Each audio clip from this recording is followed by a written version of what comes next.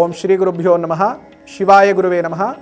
జనవరి ఈరోజు పంచాంగము జనవరి 30వ తేదీ 2024 శోభకృత నామ సంవత్సరము, దక్షిణాయనము, హేమంత ఋతువు, పుష్యమాసము, తిథి బహుళ పంచమి ఈరోజు పూర్తిగా ఉంది. ఈరోజు వారం మంగళవారము. నక్షత్రము ఉత్తరా నక్షత్రము రాత్రి 7:47 వరకు. రాహుకాలము మధ్యాహ్నం 3 గంటల నుంచి 4:30 వరకు. గుళికా కాలము మధ్యాహ్నము 12 గంటల నుంచి 1:30 వరకు. యమగండ కాలము ఉదయం 9 గంటల నుంచి 10:30 వరకు. అలాగే ఈరోజు వర్జము తెల్లవారుజామున 5:01 నుండి 5:27 వరకు. దుర్ముహూర్తము ఉదయం 8:46 నుండి 9:37 వరకు. మరలా రాత్రి 10:55 నుండి 11:46 వరకు.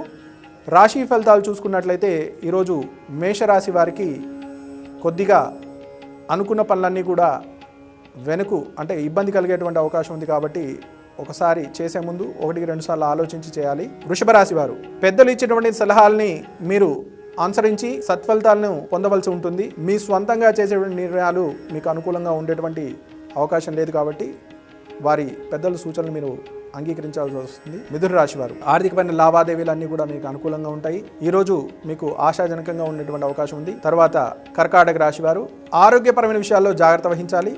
అలాగే మీరు ఈరోజు ఏదైనా కొత్త పనులు ఏవైతే మొదలు పెడదామో అనుకున్నట్లయితే వాటిని ఈ రోజుకి ఆపేసి తర్వాత మీరు ఎప్పుడైనా ఒక మంచి రోజు శుభ సమయాన్ని చూసుకుని మొదలుపెట్టినైతే అనుకూలంగా ఉండేటువంటి అవకాశం ఉంది. సింహరాశి వారు ఆర్థికపరమైన లావాదేవీలు కానీ లేదా గతంలో కొద్ది రోజులుగా మీరు నిర్వహిస్తున్నటువంటి వ్యాపార సంబంధ విషయాలు ఏవైతే ఉన్నాయో వాటికి ఒక అవాంతరం ఏర్పడే అవకాశం ఉంది. కాబట్టి జాగ్రత్త వహించడం మంచిది.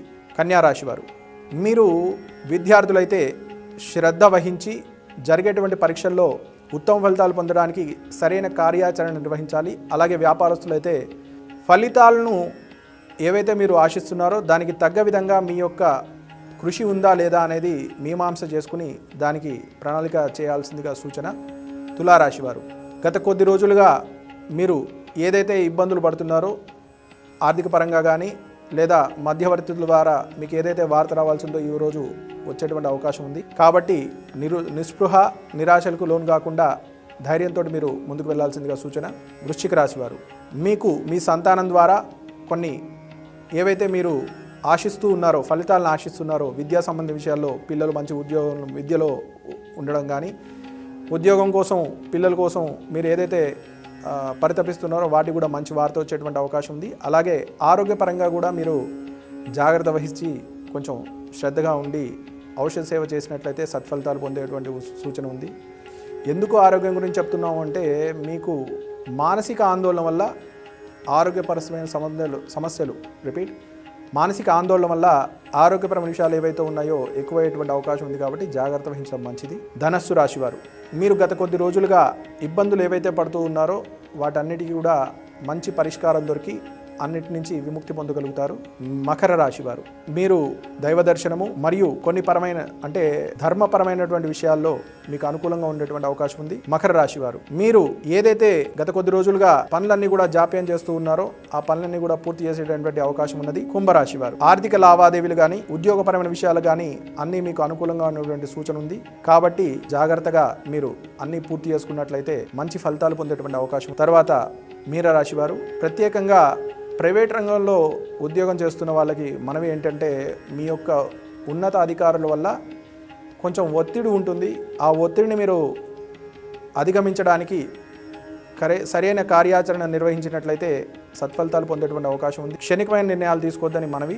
మేషాది మీనరాశుల వారు అందరూ కూడా ఈరోజు ఉపశమనం కొరకు రాహుకాలంలో దుర్గాదేవి ఆరాధన చేసి దుర్గాదేవి యొక్క దేవాలయం మీ దగ్గరలో ఎవరైనా దేవాలయం ఉన్నట్లయితే ఆ ఆలయంలో నిమ్మడొప్పలో ఆవు నెయ్యితోటి దీపారాధన చేసి ఆ అమ్మవారి అర్చన చేసినట్లయితే లేదా అష్టోత్తరము చేసినట్లయితే మీకు సత్ఫలితాలు పొందేటువంటి అవకాశం ఉంది. అలాగే ఈరోజు జమ్మి చెట్టు మీ దగ్గరలో ఏదైనా జమ్మి చెట్టు ఉంటే ఆ జమ్మి చెట్టు మొదల్లో సాయంత్రం ప్రదోషకాలంలో దీపం వెలిగించినట్లయితే మీకు శత్రు వినాశనం జరిగి అంటే శత్రువుల ద్వారా ఏదైతే ఇబ్బంది పడుతున్నారో ఆ దోషాలన్నీ పోయేటువంటి సూచన ఉంది. కాబట్టి అందరూ కూడా భక్తులందరూ కూడా అది ఆచరించి సత్ఫలితాలు